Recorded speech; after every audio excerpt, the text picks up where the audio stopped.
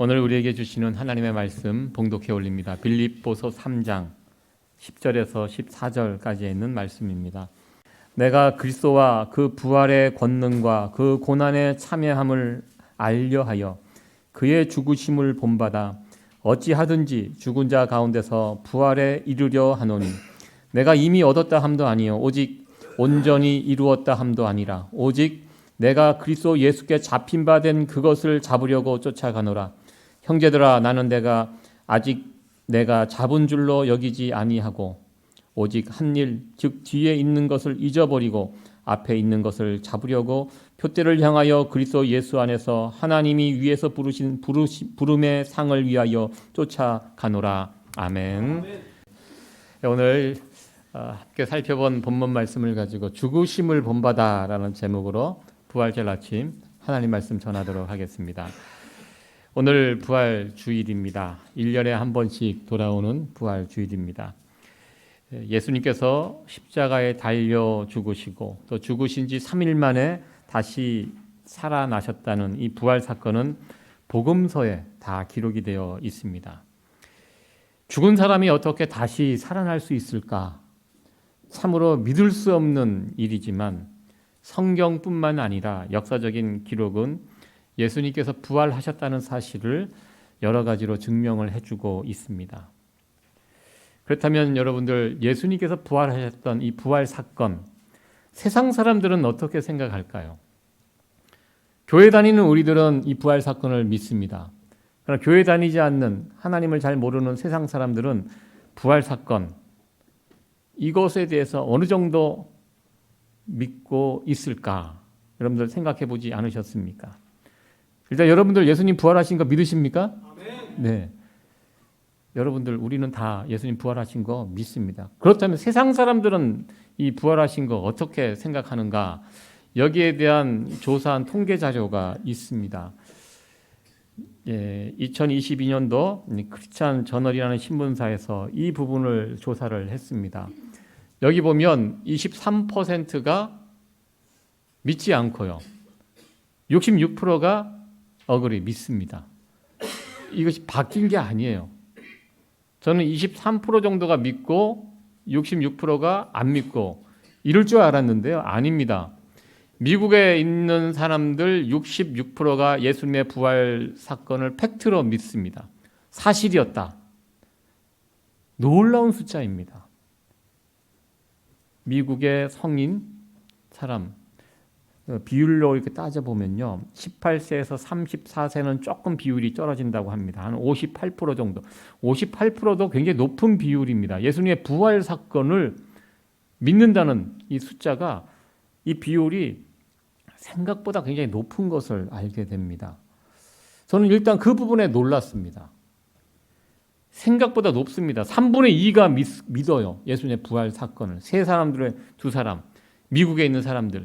이것이 2022년도 한 해만 조사한 것이 아니라요, 2014년도부터 매해 조사를 했는데요, 매해 이 정도 비율이 나온다고 합니다. 3명 중에 2사람이 예수님의 부활 사건을 팩트로 받아들인다, 믿는다, 이렇게 이야기했다고 합니다.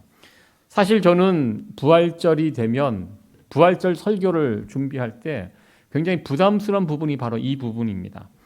혹시 성도들 가운데 예수님의 부활 사건에 대해서 의심을 갖고 있으면 어떻게 하나?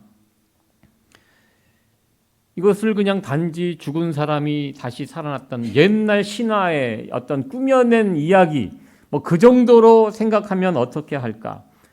좀 부활절 설교에 대한 이 부담감이 있습니다. 그래서 저는 부활절 설교를 준비할 때마다 예수님께서 부활하신 것이 진짜임을, 이 말씀을 통해서 여러 가지로 증명하면서 이 부활에 대한 사실에 흔들림 없이 성도들에게 이 믿음을 심어주기 위해서 이것을 기대하면서 제가 설교를 준비해 왔습니다. 그런데요, 이 통계 자료를 보면서 제가 그런 부분에 포커스를 더 이상 두지 않아도 되겠다. 왜냐하면 여러분들 예수님 부활하신 거 다 믿으시죠? 미국에 있는 66%가 예수님 부활하신 사실을 다 믿고 있습니다. 66%라는 것은요, 여러분들 미국에서 신앙생활하는 신자들의 비율이 몇 퍼센트인지 혹시 아십니까? 아주 오래전부터 미국이 더 이상 기독교 국가가 아니라고 공식적으로 선언을 했습니다. 왜냐하면 50% 밑으로 떨어진 지가 꽤 되거든요. 최소한 50% 위에 있을 때는 미국을 기독교 국가라고 이야기할 수 있었습니다. 그러나 제가 알고 있기로는 오바마 정부가 들어오는 그 즈음에 50% 밑으로 떨어졌다고 제가 그 통계자를 보고 알았고요. 지금은 더 많이 떨어져 있을 것입니다. 더 이상 기독교 국가가 아닙니다. 주일날 주의를 지키면서 이렇게 교회 나오시는 분들이 50% 밑으로 떨어진 지가 오래입니다. 지금 한 40%도 안 될 것 같습니다. 주일날 주일 성수하시는 분들이. 그런데요, 66%가 예수님의 부활 사건을 믿고 있다는 이 통계 자료. 그러면 최소한 교회 다니시는 분들은 예수님의 부활 사건을 팩트로 사실로 받아들이고 있다. 이것을 우리가 전제할 수 있다는 것입니다. 저는 먼저 생각을 해봤습니다. 왜 이렇게 높을까? 예수님의 부활 사건. 왜 이렇게 부활을 인정하는 사람이 높을까? 저는 한편 이런 생각을, 여기에 분명히 허수가 있을 것이다. 왜냐하면 예수님의 부활 사건을 믿는다면 이렇게 살 수는 없거든요. 미국 사람들이. 이렇게 교회도 안 가고 자기 멋대로 뜻대로 저렇게 살 수는 없습니다. 부활 사건을. 그러면 도대체 부활 사건을 도대체 무엇로 믿는 것인가? 그 생각을 해봤습니다. 한편 좀 그런 생각을 해봤습니다. 예수님께서 죽으신 지 3일 만에 다시 부활하셨다. 그냥 그 사실 자체를 그냥 받아들이는 것입니다. 왜? 워낙 많은 사람들이 예수님의 부활에 대해서 이야기를 하니까 그런가 보다.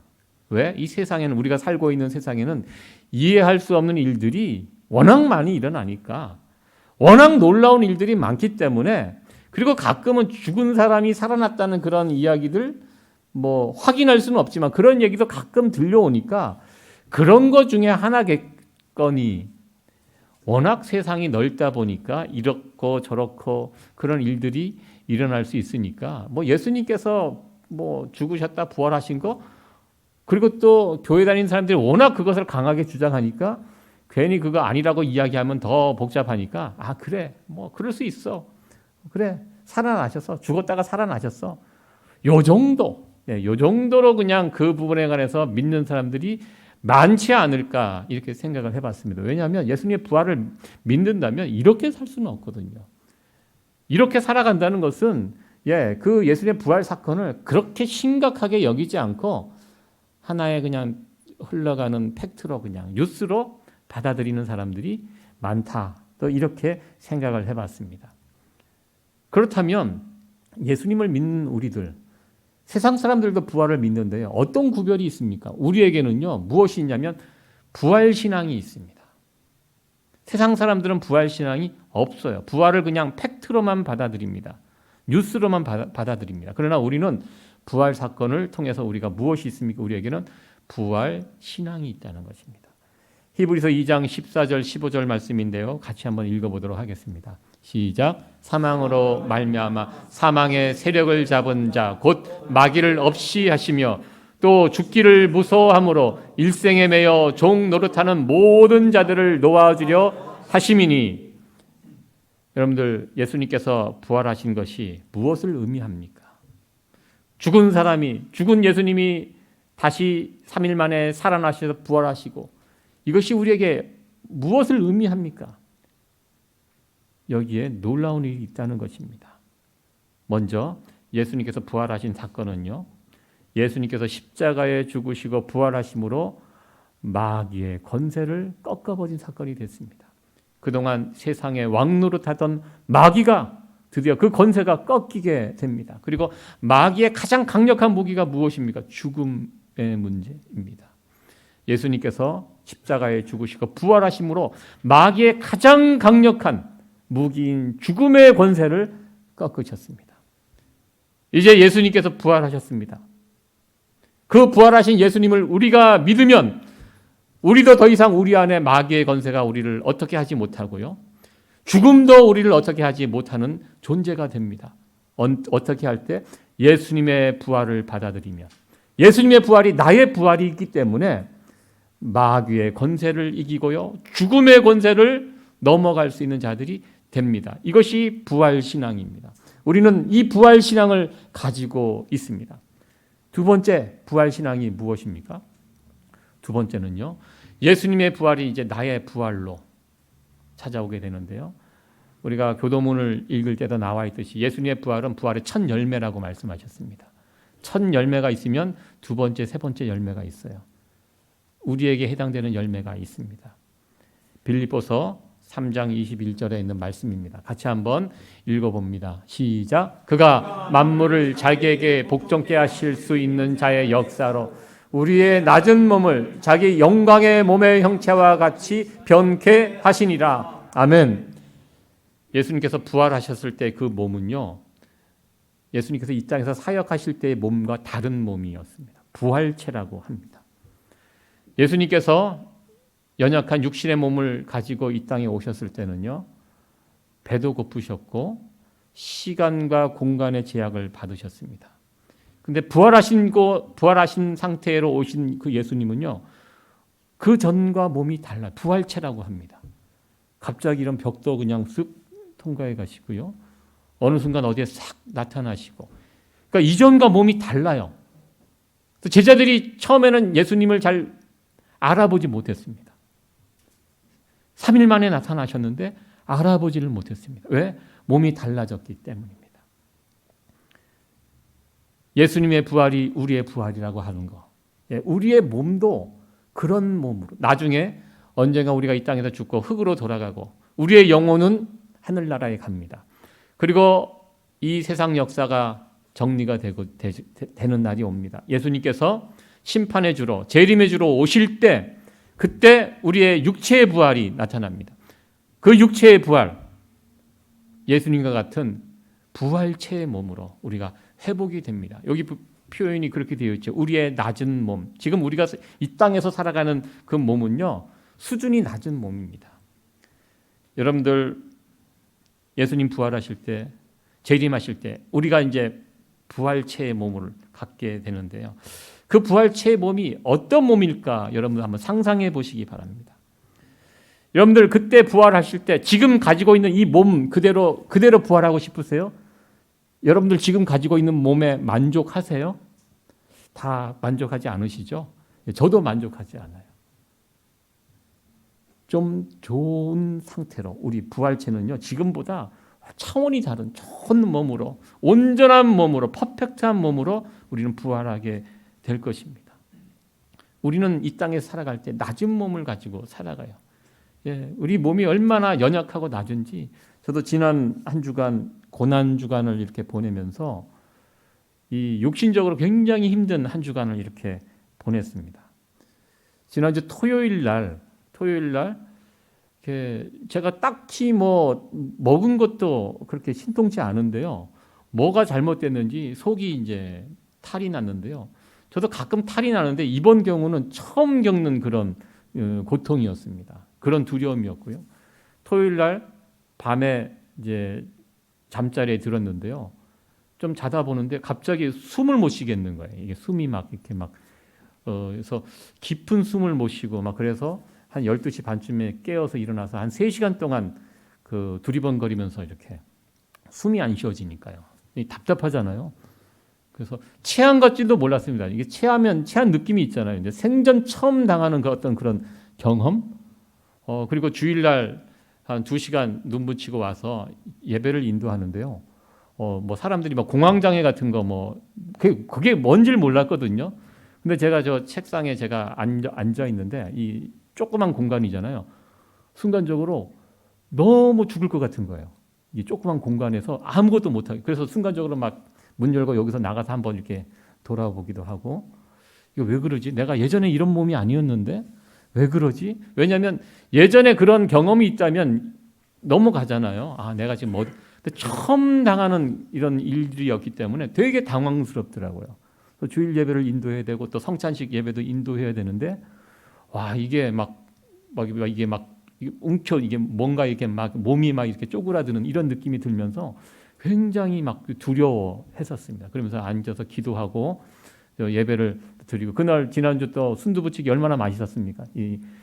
이 짬뽕도 못 먹고, 이게 먹으니까 안 되겠어요. 이게 도저히 이게 안 받는 거예요. 그래서 그날 하루 종일 금식하고 또 밤에 잘 때가 됐는데 이게 또 숨 막히면 어떻게 되나. 이게 굉장히 두려운 거예요. 병원 갈 수도 없고 주일날. 근데 주일날 하루 종일 굶었는데 배가 하나도 안 고파요. 신기하게도. 그러다가 저녁쯤 이제 잘 때쯤 되니까 그래서 하루 종일 안 먹으니까 속이 좀 이렇게 좀 가라앉는 느낌이 들어서 그래서 이제 잠들었습니다. 그리고 다음부터는 이제 이 병든 몸을 고쳐보려고 막 병원에 전화를 해갖고 응급으로 막 메시지 놔두고 나 지금 숨을 못 쉰다. 막 그랬더니 그쪽에서 놀래갖고 연락이 왔더라고요. 자리가 없지만 그 예약했던 사람 캔슬해갖고 어떻게 캔슬한 자리 넣어갖고 급하게 넣어줘서 의사 면담하고 뭐 피 뽑고 이런저런 검사하고 뭐 뾰족하게 뭐 나오는 것이 없는데 너무 답답한 거예요. 속이 꽉 막혀 있는. 그래서 예전에 어느 분이 소개해준 그 한의원이 생각이 나서 그 전화 걸어서 예약을 했더니 또 시간도 뭐 급하게 안 되더라고요. 수요일 날 그 아침에 어떻게 연결이 돼갖고 또 한의원도 달려가서 한의원 가니까 별거 없더라고요. 한의원이 뭐 진맥도 하는 것도 아니고 그냥 어느 방에 어떤 그 침대도 아니고 소파 같은 거 한 5개가 깔려 있더라고요. 거기 앉아갖고 그 하면 이게 약간 이렇게 누울 수 있는 거기서 이제 침을 이렇게 놔주더라고요. 그러니까 2번 맞았는데요. 거기서 이제 침 맞고 이제 침 맞으면 1시간 반, 2시간 동안 침 맞고 이렇게 누워 있습니다. 근데 그곳에 가면 의자가 5개 놓여 있는데요. 그날 제가 갔을 때 남자는 저 혼자, 아주머니 4분이 같이 5개 이렇게 널브러져 갖고 누워서 침 맞고 있습니다. 그래서 재밌는 건 거기서 그 의사분에게 내 상태를 내 그 증상을 이야기를 해야 돼요. 부끄럽잖아요. 다 듣고 있는데. 나도 얘기하고 그 아주머니들도 다 얘기하고 다 들어요. 다 알아요. 아, 저분 저기가 문제구나. 아, 그러면서 야, 우리 몸이 정말 이게 연약하구나. 아무것도 아니구나. 아, 저분도 저런 아픔이 있구나. 멀쩡한데 다 뭐 이런저런 것 때문에 거기 이제 와서 이제 침 맞으러 오신 것입니다. 참 그러면서 제가 많은 것을 생각했습니다. 야, 우리 몸이 이 정말 특별히 이 고난 주간 아닙니까? 이 고난 주간에 이 몸에 조금 이 기능이 망가지니까요. 아무것도 되지 않고. 그리고요, 우리 몸이 옛날하고 좀 달라지는 것 같아요. 한번 망가지면 쉽게 회복이 안 돼요. 이 젊었을 때는 그런 것 같아요. 뭐 아파도 약 한번 먹고 잠 한번 잘 자면 그냥 거뜬하게 일어나서 뛰어다니는데요. 이제는 그런 게 아닌 것 같아요. 아파도 나도 천천히 회복이 되는 것 같고요. 난 것 같지도 않고, 여전히 또 좀 찝찝하고. 여러분들은 어떠세요? 금방금방 회복되세요? 아침에 일어나면 그냥 벌떡벌떡 일어나십니까? 우리 몸이 낮은 몸이에요. 시간이 가면 점점 녹슬고 회복도 더디고, 이 땅에서의 몸이 낮은 몸입니다. 우리에게 부활의 소망이 있다는 것이 바로 여기에 있습니다. 그러나 부활의 첫 열매 되시는 예수님, 그 부활의 신앙을 붙들고 사는 우리들은요, 이제 예수님께서 재림하실 때 우리의 몸이 부활체로 이제 바뀌는데요. 그 몸은 정말 건강하고 온전하고 퍼펙트한 몸으로 우리가 회복되어 새로운 몸을 받는다는 것입니다. 이것이 부활 신앙입니다. 이와 같이 주님의 부활은요, 우리의 부활과 연결이 되어 있습니다. 이런 소망을 붙들고 살아가는 자들이 바로 부활 신앙을 붙들고 살아가는 자들입니다. 우리에게는 바로 이 부활 신앙이 있다는 것입니다. 그러니까 부활 신앙이 있다는 것은요, 단순히 예수님의 부활하신 것 믿는다, 이것과는 또 차원이 다른 것입니다. 우리는 1번과 2번을 다 가지고 있습니다. 예수님 부활하신 팩트 믿고요. 그리고 더 나아가 부활 신앙도 가지고 있습니다. 그렇다면 오늘 이렇게 부활주의를 맞이하는 여러분들, 이 부활절은요, 우리에게는 상당히 기쁘고 은혜롭고 감격스럽고 충만한 시간이 부활주일입니다. 그런데 여러분들 이 부활주일을 아침을 맞이하면서 여러분들 얼마나 감격하고 얼마나 기뻐하고 감사하면서 부활주일을 맞이하셨습니까? 여러분들 다 예수님 부활하신 거 믿고요. 여러분들 다 부활 신앙 가지고 있습니다. 그런데 이 두 가지를 다 가지고 있는데 부활주의를 맞이했는데 여러분들 막 기쁨이 막 샘솟고 감격이 되고, 여러분들 그러십니까 지금? 그런 기쁨과 감격이 생각만큼, 기대한 만큼 없으시죠? 예, 저도 그래요. 왜 그럴까요? 왜 그 부활의 기쁨과 감격을 우리가 충만하게 누리지 못할까요? 왜 이 감동이 해가 갈수록 매년 부활절을 맞이하면서 이 감동이 점점 커져야 되는데 오히려 점점점 쪼그라들고, 또 부활절이 다가왔구나. 왜 올해는 3월 달이냐? 보통 4월 달인데 왜 올해는 이렇게 빨리 왔느냐? 추워 죽겠는데. 예, 혹시 이런 마음으로 부활절을 맞이하는 분은 없으십니까? 사도 바울은 부활절을 맞이하는 우리들에게, 부활의 기쁨과 감격이 부족한 우리들에게 아주 귀한 말씀을 전해 주셨습니다. 사도 바울은요, 부활하신 예수님을 만난 사람입니다. 그 당시 사도 바울에게 부활은 충격적인 사건이었습니다. 우리는 잘 몰라요. 그러나 유대인들은, 그 당시 유대인들은요, 예수님이 죽었다 부활하셨다는 사실이 무엇인지를 너무나도 잘 알고 있었던 사람입니다. 충격적인 사건입니다. 예수님이 부활하셨다는 사실은요, 성경에 예언된 바로 그 메시아가 맞다는 것을 증명하는 사건이었어요. 그래서 사도 바울은요, 회심하고 복음을 전할 때 원복음, 최초로 입을 열어 복음을 전했던 것이 바로 이 한 문장입니다. 너희들이 죽인 예수를 하나님께서 3일 만에 다시 살리셨다. 이것이 다른 거 전하지 않고 그것만 전했어요. 사도 바울. 왜? 이것이 너무나 중요한 사건이기 때문에. 유대인들은 그 말이 무슨 뜻인지 알아요. 우리들은 잘 몰라요. 왜냐하면 역사적인 이해가 그 앞에 있는 내용들을 잘 모르기 때문에, 이해가 부족하기 때문에. 유대인들은요, 그 역사가 있잖아요. 창세기부터 흘러온 그 역사 가운데 예수님이 죽었다가 살아났다는 건 이것이 무엇을 의미하는지 유대인들은 알고 있었습니다. 그래서 사도 바울이 부활하신 예수님을 만나고 회심한 다음에 복음을 입을 열어 전할 때 가장 먼저 전했던, 그러니까 원복음이라고 합니다. 이 고린도전서에 나옵니다. 그게 최초로 사도 바울이 썼던 성경이고요. 사도 바울이 제일 초창기에서 복음을 어떤 식으로 전했나 보면 단순한 한 문장입니다. 너희들이 십자가에 달아 죽이신 예수를 우리 하나님께서 3일 만에 살리셨다.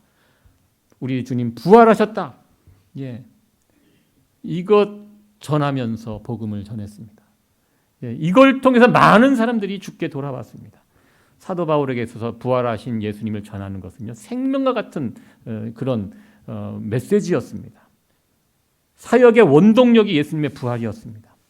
그래서 사도 바울은요, 자신의 남은 생애가 예수님의 부활의 능력, 그것을 체험하면서 살기를 원했습니다. 왜냐하면 이것이 사그러들면 내 사역도 사그러든다고 생각을 했습니다. 내가 어떻게 부활의 기쁨과 영광을 날마다 누리면서 살 수 있을까? 이거 고민하면서 살았던 사람이 사도 바울입니다. 사도 바울은 날마다 매일매일 순간순간마다 부활의 기쁨과 영광 속에 살아가기를 원했습니다. 어떻게 하면 우리가 부활의 능력과 영광 속에서 이 기쁨이 사그라들지 않고 살아갈 수 있을까요? 10절에 있는 말씀입니다. 사도 바울의 권면에 있는 말씀인데요. 우리 같이 한번 10절 말씀 읽어보도록 합니다. 시작. 내가 그리스도와 그 부활의 권능과 그 고난에 참여함을 알려하여 그의 죽으심을 본받아. 아멘. 예수 그리스도의 부활의 영광에, 능력에 참여하고 싶은데 그 방법이 무엇입니까? 그 방법은요, 그의 죽으심을 본받아입니다. 예수님의 죽으심을 본받는 것. 예수님의 죽으심을 본받으면 우리도 부활의 영광과 기쁨을 이 땅에서 만끽하면서 살아갈 수 있다는 것입니다. 우리에게 부활의 감격과 기쁨이 자꾸 사그라드는 이유가 무엇입니까? 바로 우리가 이 부분이 부족하기 때문에. 우리가 1번과 2번은 틀림없이 붙들고 있습니다. 예수님 부활하신 거 알고 있고요. 부활 신앙도 다 붙들고 살고 있어요.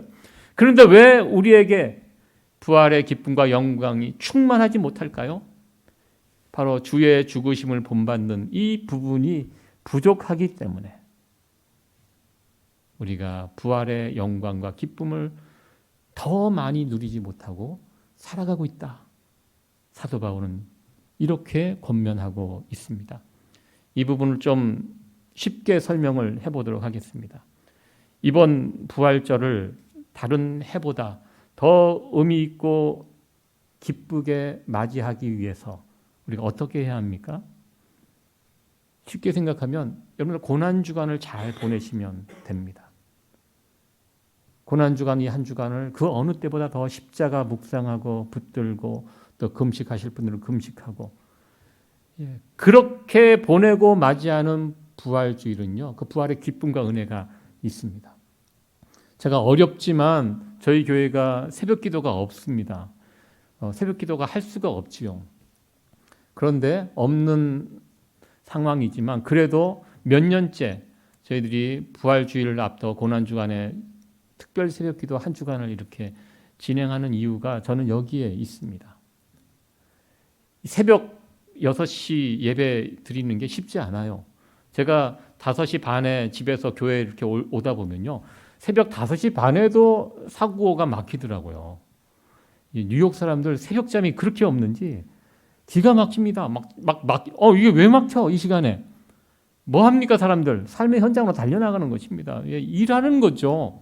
이분들 자기 생업의 현장에 달려나기 위해서 이렇게 바쁜 도시가 뉴욕입니다.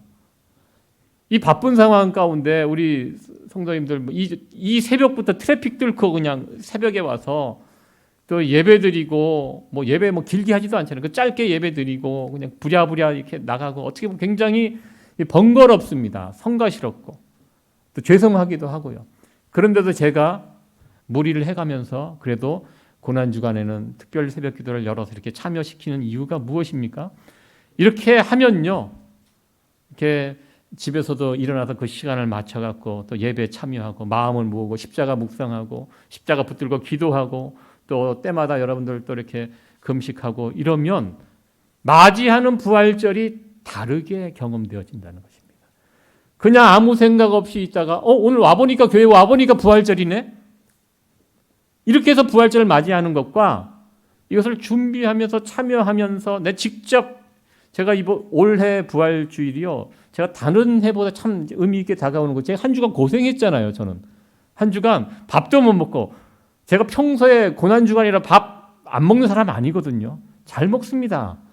좀 눈치 보이면 금요일 날 이렇게 한 끼 이렇게 좀, 왜 그 밥을 안 먹는다는 건 목숨을 건다는 이야기거든요. 금식이라는 것은.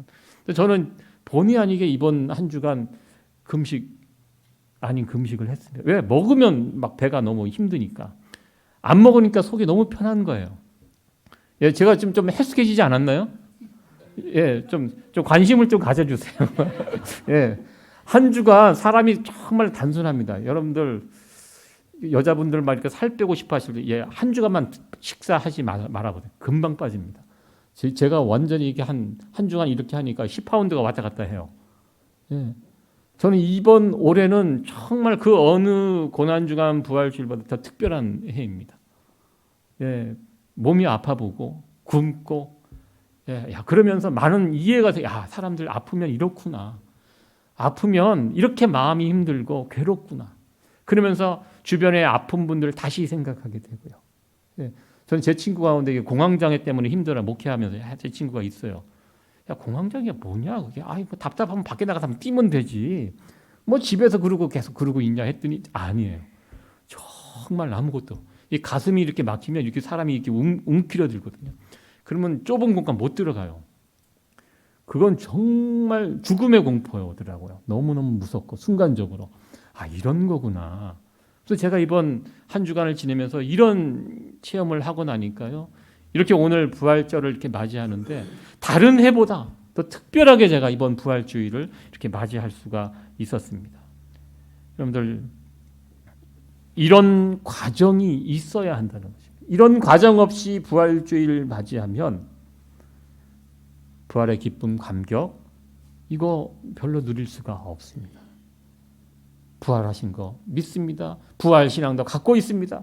그렇다고 자동적으로 부활의 능력과 기쁨을 참여하는 거 아니라는 것입니다.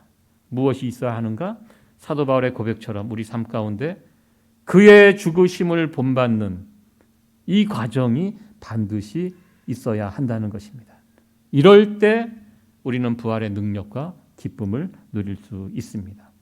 내가 예수님을 따르면서 겪게 되는 고난에 직접 내가 참여해보는 그 경험이 있어야 돼요. 그 체험이 있어야 돼요.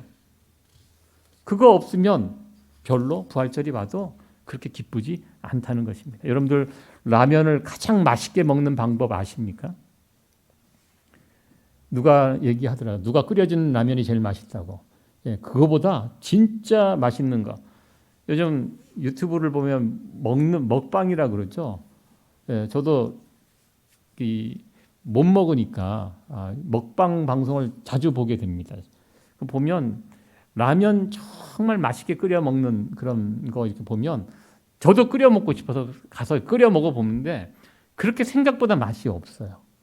방송에서 본 대로 나도 이렇게 먹는 사람들 정말 맛있게 먹잖아요.